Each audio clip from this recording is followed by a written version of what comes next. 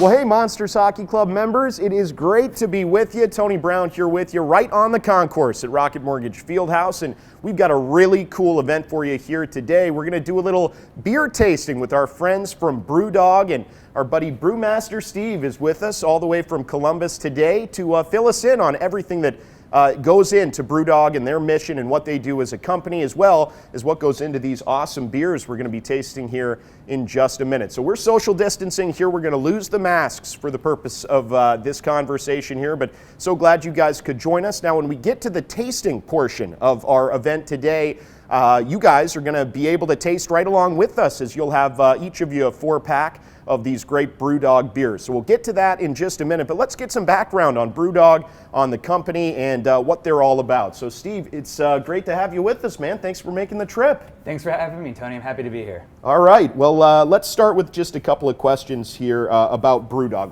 Let's talk about how you guys got started, and tell us a little bit about the company in general. Yeah, we actually started in Scotland back in 2008, so we're still relatively new to the U.S. Our founders, James Watt and Martin Dickey, were literally sleeping on malt sacks, making beer. They didn't have 2 pennies to rub together. Over the past decade and a half or so, they've built it into a multinational brewing company. We have a presence in Scotland, where our main production facility is, as well as Germany, here in Columbus, Ohio now, as well as Australia. So we've really gone all over the place. That's unbelievable. I didn't realize that. That is awesome. And one of the really cool things that I've heard about with BrewDog is your guys' hotel down in Columbus. What can you tell us about that? Yeah, it is definitely unique. So it is a destination hotel centered around beer, obviously. We have taps in the room, which is a great thing and also can be a little bit dangerous at times. We have a beer fridge in the showers as well. And it's built around our sour beer facility. So you leave your room and you walk out onto the deck there, and you can see all of our sour beers fermenting in fooders and barrels. It's a really cool, unique experience. Yeah, wow, beer taps in the room. Good. And dog friendly, I should say, as well. Oh, that's an important point too, dog friendly, but yeah, taps in the rooms. I imagine that could get you into trouble there. It can, definitely. If you're a regular guest. All right, let's talk a little bit about what I think is really amazing that you guys do. And you've made yourself a carbon negative, not just carbon neutral, but carbon negative operation. That is amazing. Yeah, so, the founders are they believe very strongly that companies and businesses should be leading the efforts to help combat climate change and minimize our footprint. So we worked with a man named Mike Lee Berner, who is out of the UK. He's an environmental scientist.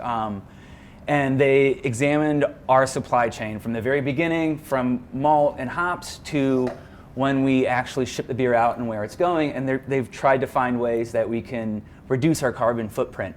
For us, that's looked like a lot of different things. Part of it is trying to buy ingredients locally that don't have to travel as far. So I know for our Columbus location, we're actually working with a maltery based out of Columbus with barley grown in Ohio, just so that barley is not traveling as far from the fields to our beer. That is awesome. I mean, keeping it local, but also keeping the environment in mind. Like I know our fans are going to love to hear that, and that's just really unique, I think, in this business. That's one of the many things that set you guys apart. But what are some of the other things that make BrewDog a really unique brewery?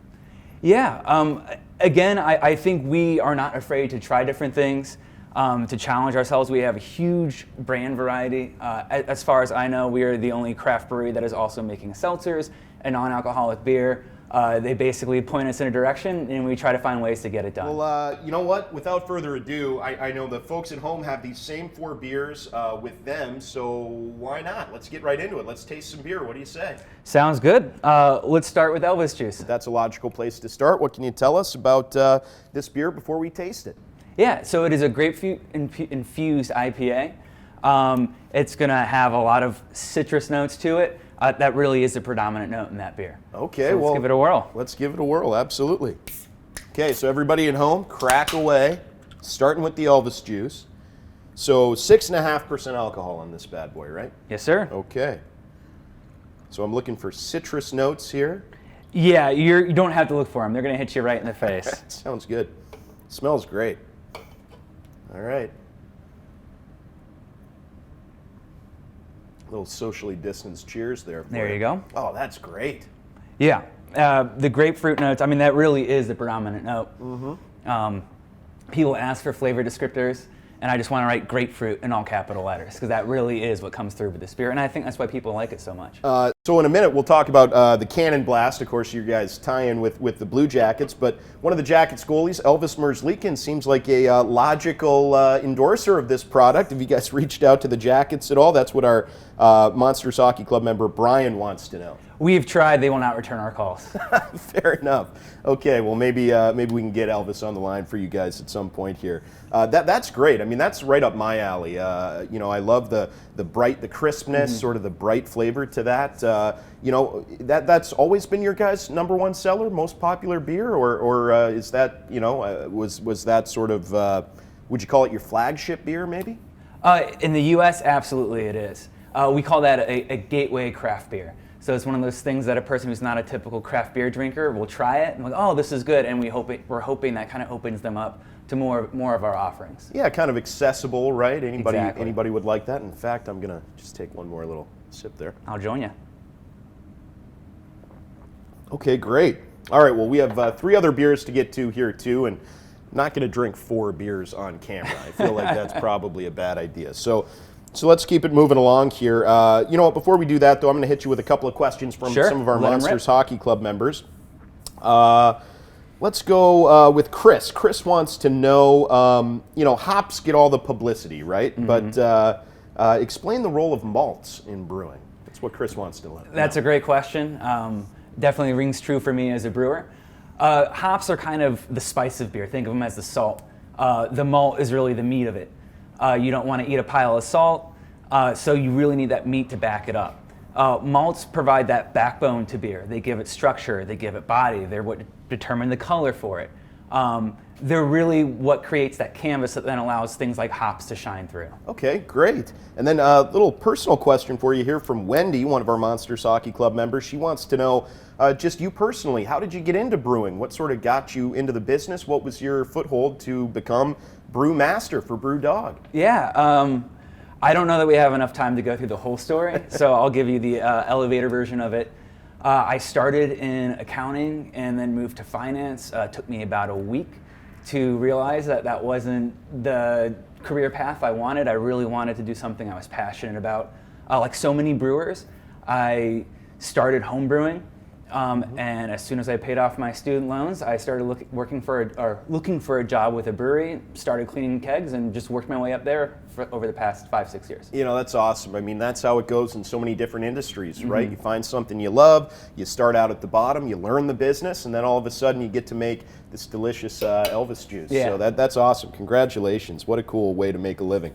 All right, let's move on and try another one of your guys' great beers. Next up, folks, for you following along at home, it's our Hazy Jane. What can you tell us about this, 7.2% alcohol beer? Yeah, 7.2%, so definitely best enjoyed in moderation. It is our take on a New England IPA. Okay.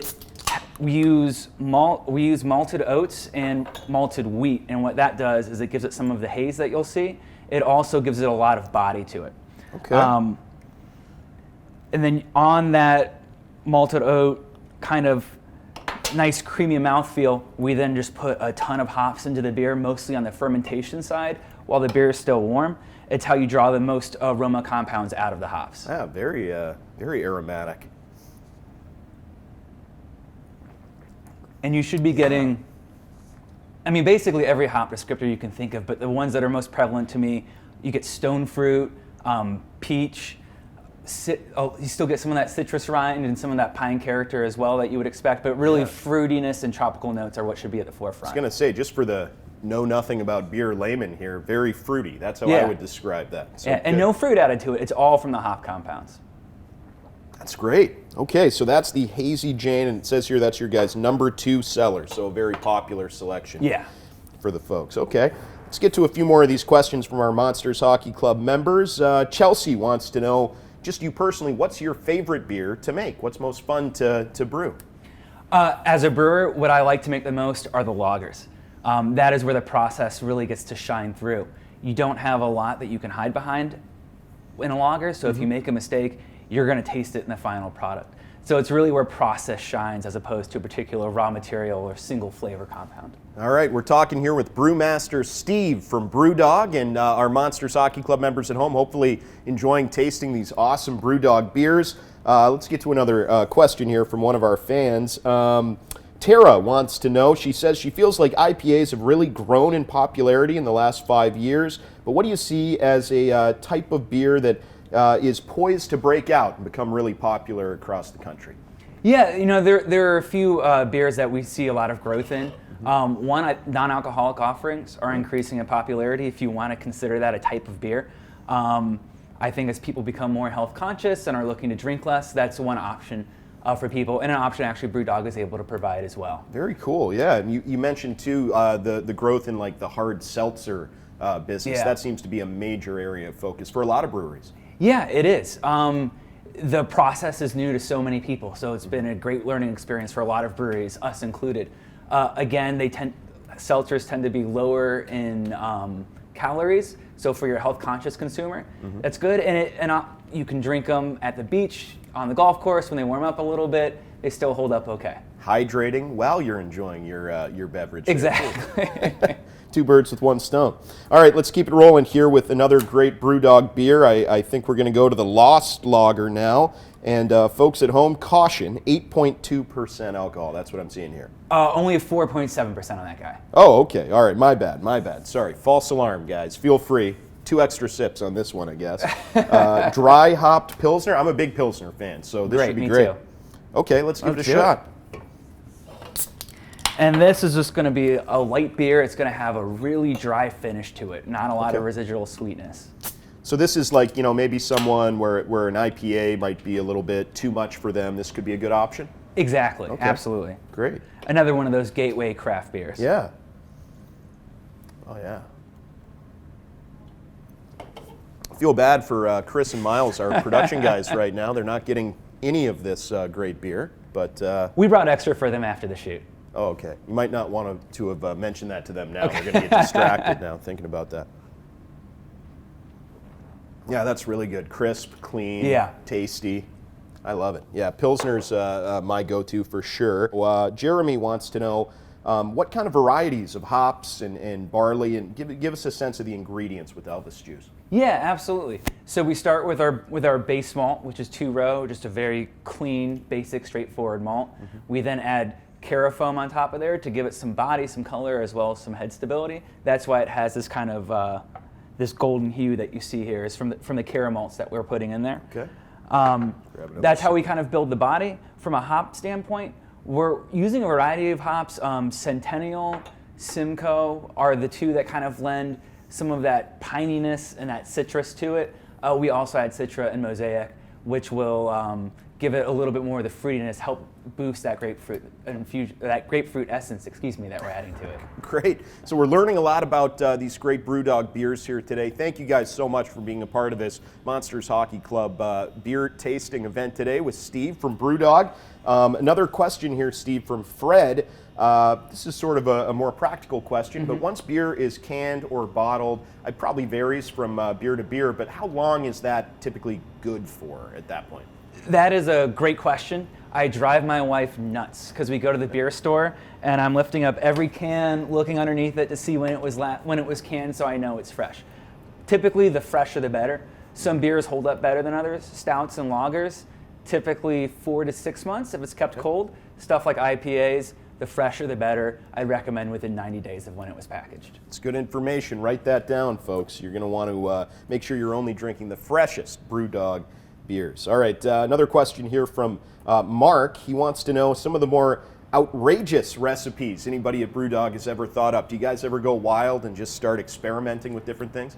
Yeah, I think outrageous is one of our corporate tenets. So there's lots of weird things that we've tried. A bacon beer was an idea that was bandied about at one point. As someone who makes the beer, I was really happy we didn't go with that path. But that is among the more unique beer flavors that I've heard pitched at BrewDog so far. Something to look forward to for all the BrewDog fans out there, maybe, or maybe not. All right, let's try our fourth and final beer that you brought today. And for the hockey fans out there, this is an exciting one. As you can see, the Blue Jackets logo right on there. It's the Cannon Blast. So I've got here just an American Pale Ale, 5% alcohol, and of course your partnership with the Jackets. Yeah, absolutely. And Tony, this is my personal favorite beer that we make.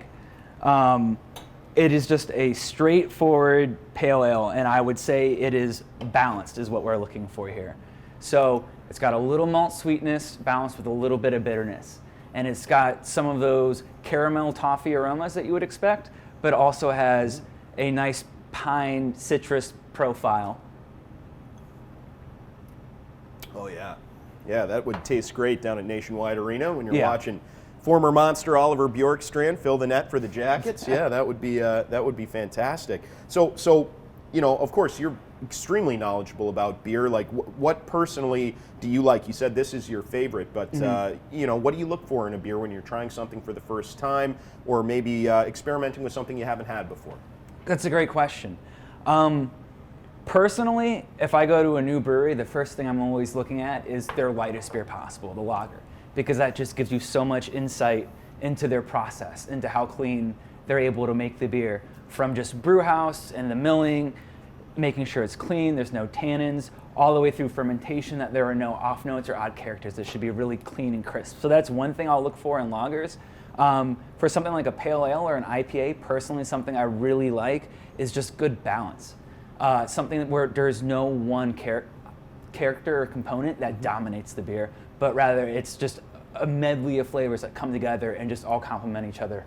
Yeah, it's so interesting because, you know, so many different types of people like beer, and there's a whole spectrum of, you know, knowledge that people have about what they're drinking. And some people have a more discerning taste, and other people are open to different things. But it's such a vast palette. I mean, it's so interesting to learn about because, you know, it's so different. You know, even within a company like BrewDog, you guys make so many different kinds of things. No, really, the broadness of the beer universe is. I have no words to describe it. You get everything from these beers that are described as sour and horse blanket. Think of them as the stinky cheese of beers. They are kind of an acquired taste, but they're unique, and you know, brewers have been making them for hundreds of years, all the way to something like a lager that is just clean, crisp, that you're looking for very few dominant flavor notes. Awesome. Well, I got a couple more questions here, and then we'll kind of wrap things up. But just because we're not continuing to sip on these, don't make that don't let that make you guys stop drinking at home. Enjoy these great BrewDog beers. Okay, let's see here. Christopher wants to know what you guys do in terms of stout at BrewDog. Do you have anything coming up? Yeah, so we have two stouts that we do year-round, Roaster Coaster and Jet Black Heart. Okay. They're both, Jet Black Heart is more of our standard traditional stout. Roaster Coaster actually has vanilla and coffee added to it as well. We're also relatively unique in that we have a nitro canning line. Okay. So we're actually able to can these beers with nitrogen rather than carbon dioxide. What that does is gives the beer an even creamier mouthfeel. Wow, that's great. Okay, so lots of different things going on at BrewDog all the time.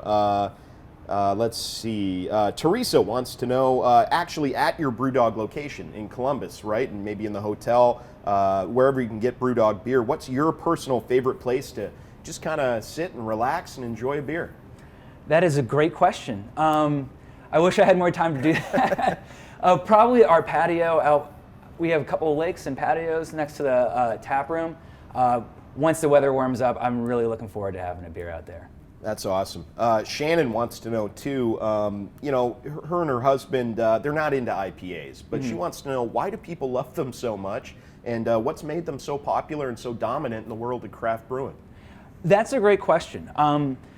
The most cutting edge developments that you're going to find in brewing are the hops. They have the quickest turnaround from an R&D perspective, and scientists have done a great job of breeding them to have these really unique flavor characters, and IPAs are the perfect place to profile these characters, to show them out.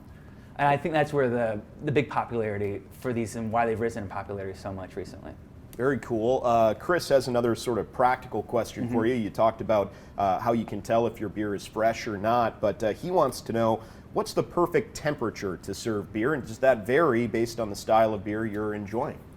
Cold is definitely my preferred temperature. You'll see these temperature guidelines on package. I typically avoid those. I like to start cold. Whatever your fridge is fine. And as you're drinking that beer, as long as you're not chugging it, it's going to warm up, and then all these different flavor profiles and aromas start to come out of the beer. And it's really kind of an interesting experience to see how the beer changes as you drink it. All right, well, we hope that you guys at home are enjoying these great BrewDog beers. We're talking here with Steve from BrewDog in Columbus, and it's been a great event today, and I know it's been just a delicious event today for me, enjoying some of these varieties of BrewDog beer that I haven't had yet. Steve, we're going to wrap things up a little bit here, but one very important question that we need to ask you, are we ever going to see a BrewDog Cleveland location? I believe we are looking into that right now. I sure hope so. Love this city, and we would love to have a location up here. I know that. Well, I know there's some demand for sure from the folks here that enjoy drinking BrewDog beer here at the Monsters games. And, you know, really just on behalf of the entire organization, on behalf of our Monsters Hockey Club members, thank you so much for making the trip up from Columbus and educating us as to what goes into all the great beers that you guys make at BrewDog. Tony, thanks for having us. I had a great time today. Yeah, it was a lot of fun. Make sure that you guys, when you come out to a Monsters game here at the Fieldhouse, you stop by right here, the BrewDog stand. We're right by Portal 28. So make a note of it, folks, and enjoy some great BrewDog beers the next time you're watching the Monsters take to the ice at Rocket Mortgage Fieldhouse. That is Steve from BrewDog in Columbus. Steve, thanks again, and thanks to BrewDog for everything they are doing to make sure that everybody in the state of Ohio and all around the world enjoys some of the best craft beers around. Thanks for tuning in, everybody. Hopefully you enjoyed this Monsters Hockey Club beer tasting event with our friends at BrewDog, and we'll see you at the game soon.